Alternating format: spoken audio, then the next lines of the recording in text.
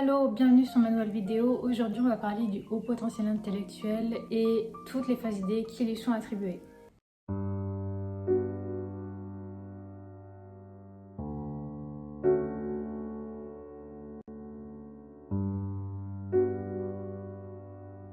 Donc la première idée, c'est que tous les hauts potentiels intellectuels sont des intellos, ils ont tous 20 de moyenne.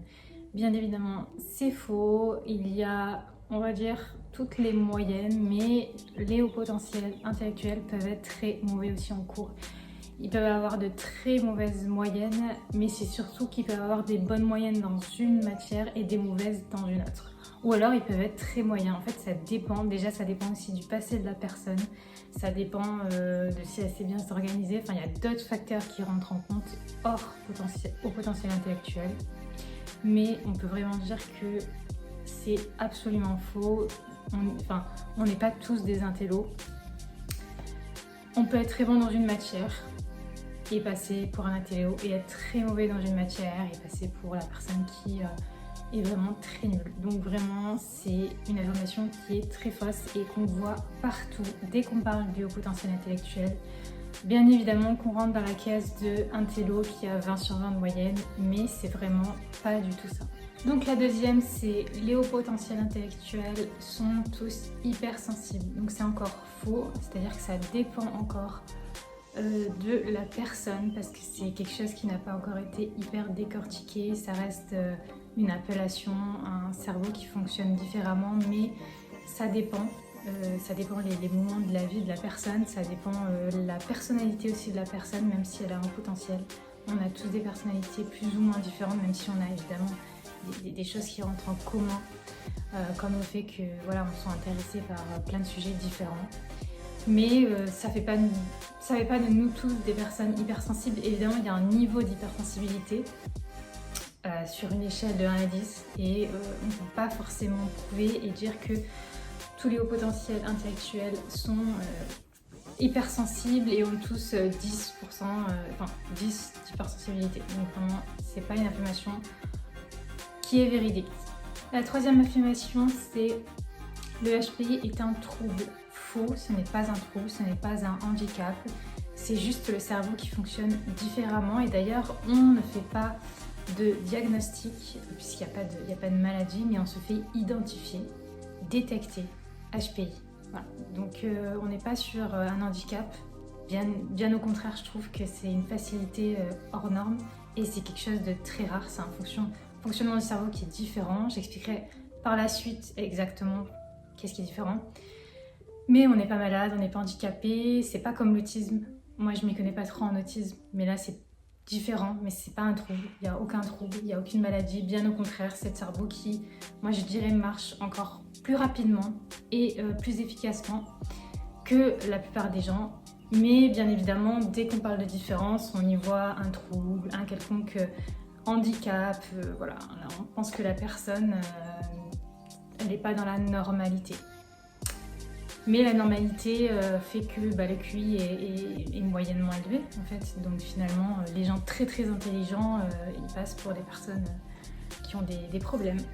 Troisième affirmation, les HPI sont extrêmement empathiques. C'est faux, donc pas forcément, il y en a qui le sont ou pas. Sachant que l'empathie, c'est la capacité à adopter le point de vue d'une personne sur le plan cognitif et spatial, mais ça ne... Enfin, tout le monde, tous les HPI ne sont pas comme ça forcément. Par contre, ce qu'ils ont en commun, c'est que on se demande pourquoi les personnes n'ont pas le même raisonnement que nous. Notamment quand on a des moments d'empathie ou de... On se demande pourquoi ils ne raisonnent pas comme nous et on a du mal à le comprendre. Ça, c'est un point en commun. C'est-à-dire que la plupart des HPI, presque tous, bien sûr, encore une fois, c'est impossible de dire tous. Mais en tout cas, on a remarqué ça, qu'on se demandait beaucoup pourquoi les autres n'avaient pas notre raisonnement. Cinquième affirmation, les HPI ont plus de neurones. Eh bien, c'est faux. En fait, c'est pas qu'on a plus de neurones, c'est que la connexion entre elles est plus rapide, en fait. Et pourquoi? C'est dû à la myéline. Donc, qu'est-ce que la myéline? C'est une membrane qui entoure les axones. Donc, les axones, ça se trouve à la fin des neurones, au bout des neurones en fait. Et donc comme on a plus de myéline, les informations sont traitées plus rapidement dans notre cerveau. On a une facilité de connexion rapide, on a juste une connexion rapide. Voilà, c'est pas forcément un rapport avec les neurones. C'est vrai qu'on a souvent tendance à dire que on a plus de neurones ou que les gens plus intelligents ont plus de neurones, mais non, il s'avère que non, c'est juste la connexion qui est plus rapide. Et donc évidemment les informations sont traitées plus rapidement, on a le cerveau qui marche plus rapidement, et donc on va trouver bien évidemment que les gens sont lents. De même que la pensée, on a des pensées, une pensée qui ont des...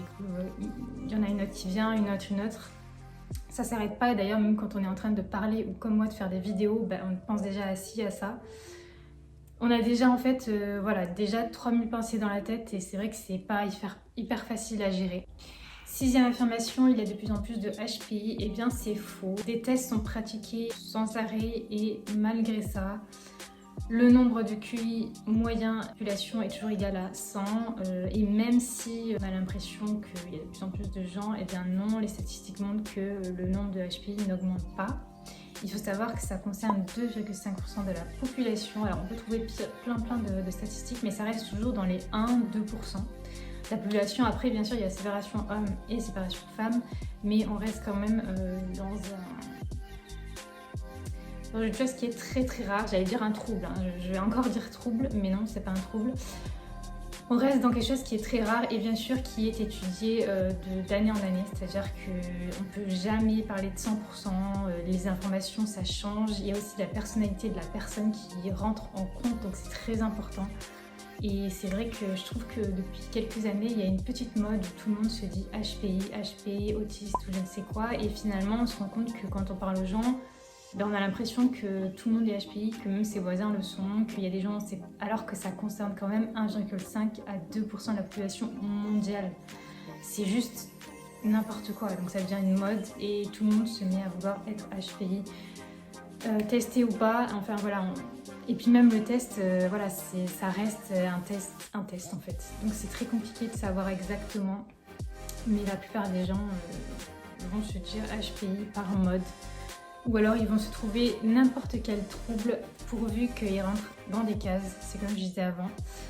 Et c'est pas forcément la meilleure des choses, surtout que, comme je dis, c'est 1 à 2% de la population mondiale, donc ce n'est pas possible que vous rencontrez votre voisin, c'est quand même très rare quoi.